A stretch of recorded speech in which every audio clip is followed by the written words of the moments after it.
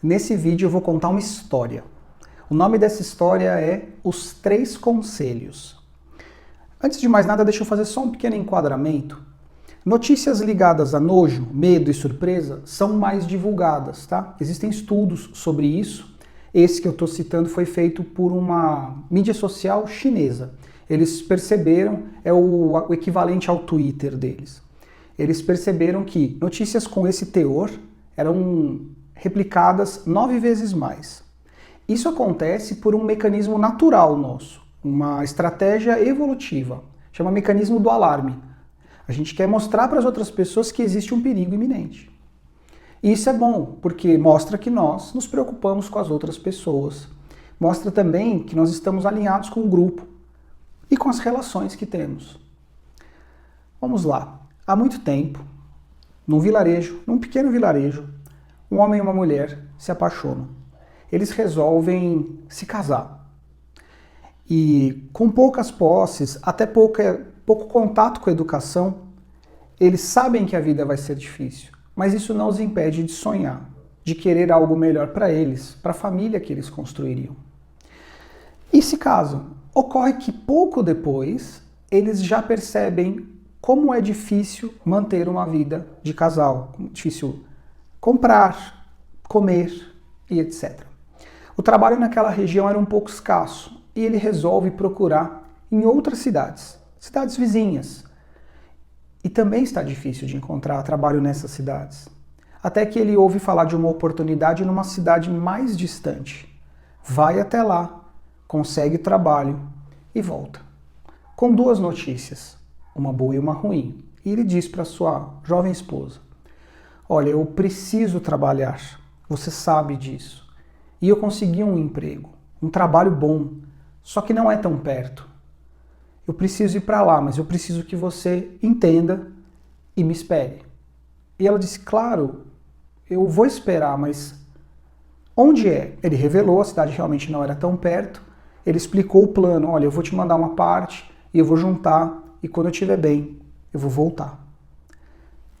Ela aceitou, triste, obviamente, mas ela não sabia como resolver de outra forma, eles não sabiam. E assim foi feito. Eles passaram uma noite juntos e no dia seguinte ele foi atrás da oportunidade de trabalho. Chegando nesse trabalho, ele encontrou com o seu contratante, seu empregador. Falou: olha, eu sou um homem simples, eu não preciso de muitas coisas. Eu só quero um lugar para dormir e comida, e eu vou trabalhar para o senhor. Todo o dinheiro que o senhor me pagará, guarde, separa só 10%, a 10ª parte, e manda para minha esposa, para essa cidade. O resto, o senhor guarda para mim, que daqui a um tempo eu recolho e volto para minha cidade. O empregador era um homem honrado, sério, ouviu atentamente, entendeu a situação daquele jovem e concordou. E assim foi. Ele foi trabalhando, da forma como disse, de maneira determinada e humilde, foi mandando um pouco de dinheiro para a família, para a esposa, e assim se manteve. Ele tinha pouco conhecimento sobre finanças, matemática, era um homem humilde, muito bom, mas não tinha realmente desenvolvido essas habilidades financeiras. Então isso significou que ele não conseguia mensurar fácil, ele achava que nunca tinha o dinheiro que precisava. E o tempo foi passando. 1, 2, 3, alguns anos se passaram. 20 anos se passaram. E nesse momento ele já não aguentava mais de tanta saudade. Era cansaço também, muito tempo. Então ele procurou o empregador e disse: olha, eu preciso voltar, já deu meu tempo aqui. Eu quero que o senhor então reúna o meu dinheiro para eu voltar para minha casa. O empregador disse: claro, esse foi o combinado, nós faremos isso. Mas antes de você voltar, eu tenho uma proposta para te fazer. Esse rapaz, que tinha trabalhado todos esses anos, era muito ingênuo até aquele momento. Ele sabia trabalhar, havia sido promovido, tinha crescido como ser humano. Mas ele tinha passado a vida dele inteira trabalhando naquele local. Talvez ele não tivesse conhecimentos importantes naquele momento, conhecimentos sobre a vida, sobre os perigos. E o empregador disse para ele o seguinte: você confia em mim? Ele disse: claro. Então eu te ofereço a seguinte proposta. eu vou te dar 3 conselhos que valem mais do que todo o seu dinheiro. E eu quero que você os compre de mim. Eles são valiosos. Então você me dá 95% de tudo que você ganhou em troca dos 3 conselhos que eu vou te dar. O rapaz acreditava no empregador. Ele nunca havia faltado com a palavra. Era um homem sério.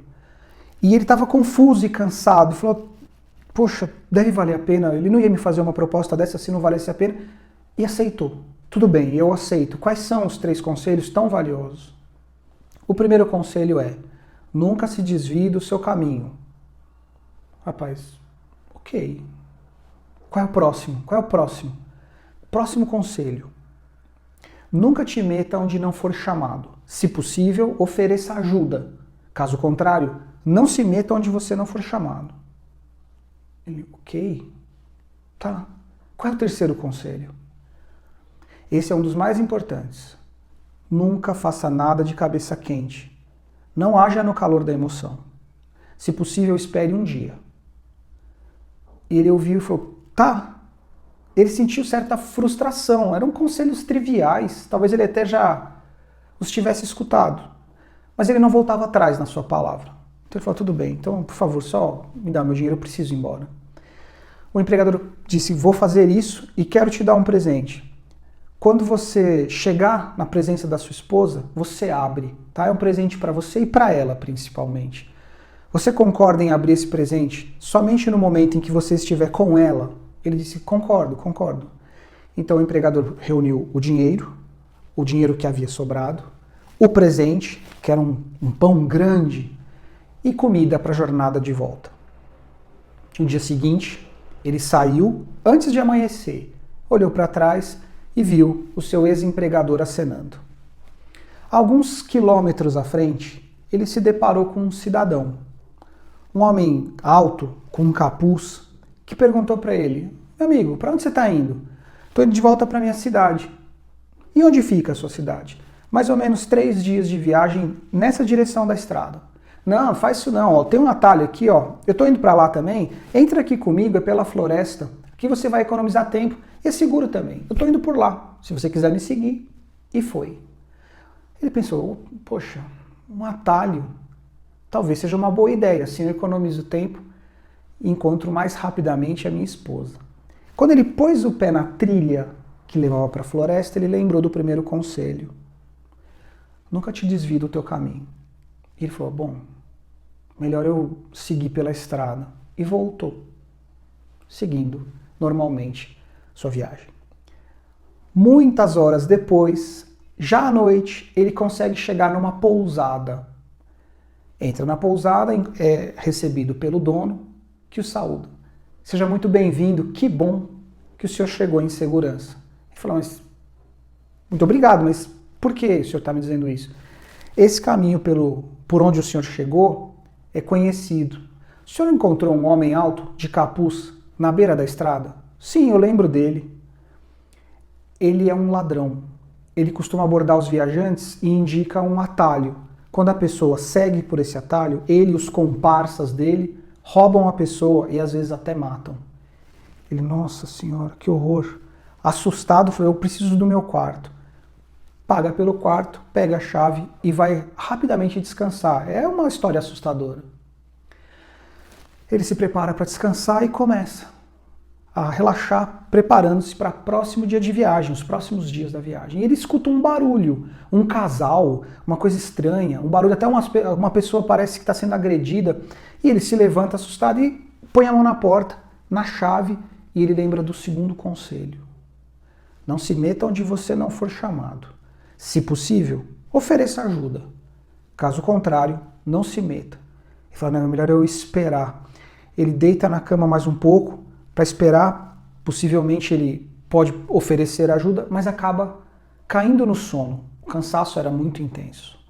No dia seguinte, quando ele se apronta para voltar para a viagem, ele estava passando pela recepção e vê 2 policiais e o dono da pousada olha para ele, assustado. O senhor também foi assaltado? Não. O que houve? Um casal de ladrões se hospedou aqui e durante a noite eles simularam uma briga. Todos os hóspedes que saíam para ver o que estava acontecendo eram roubados. Que bom que o senhor não foi. naquele momento ele começou a perceber que talvez aqueles conselhos fossem de verdade valiosos. Pegou o que tinha para pegar, voltou para a estrada. Mais uma jornada longa. E ele chega finalmente à sua cidade natal, saudoso. E ele consegue encontrar a sua casinha. Humilde, mas muito bem cuidada. Ele se aproxima já, vê a janela e ele toma um susto. Ele vê a mulher dele acariciando um homem. E ele fica cego de raiva. Como que ela fez isso comigo? Isso não é justo.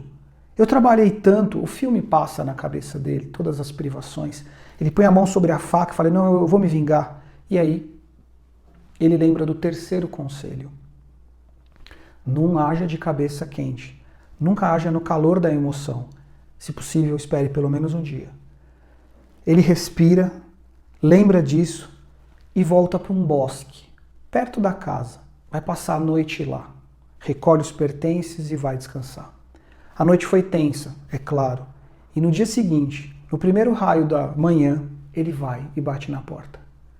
A esposa abre e quando o vê, lacrimeja imediatamente. Ela está muito contente e o abraça. O abraço não é correspondido. Então ela se detém e fala, o que houve? Ele falou, você agiu errado comigo, você me traiu. Ela, eu não fiz nada disso, o que você está dizendo? Ontem à noite eu vim aqui e eu vi você pela janela acariciando um homem. Então ela limpa as lágrimas e leva ele para o quarto desse homem. Abre a porta, ele ainda está lá, está dormindo. E ela pergunta, é esse o homem que você viu? Ele, sim. Esse homem é seu filho. Ele tem 20 anos. Eu engravidei na noite em que passamos juntos, mas eu nunca pude te dizer. Ele põe a mão sobre o rosto e percebe a bobagem que ele tinha pensado e quase feito. Ele pede perdão e pede que leve o garoto, o jovem, para que eles tenham a primeira refeição em família. Nesse momento, ele coloca o pão sobre a mesa e a esposa o corta. Quando ela abre o pão, todo o dinheiro que ele tinha ganho, que ele havia ganhado, estava lá. Eu sou Alberto Martin, professor de linguagem de influência do Instituto Internacional. E às vezes eu também sou um contador de histórias. Eu quis te colocar essa história, quis te passar esse conhecimento por causa do que está acontecendo. Muitas notícias chegam para nós. Algumas são mentira, outras são parcialmente verdadeiras e algumas são verdades. Mas é sempre importante escutar mais. Lembre-se, não se desvie do seu caminho, não se meta onde não for chamado, ofereça ajuda, se possível. Caso contrário, não se meta. E 3, não haja de cabeça quente. É ruim para você e certamente há outros fatores que precisam ser considerados. Muito obrigado por toda a sua atenção e até o próximo vídeo. Tchau.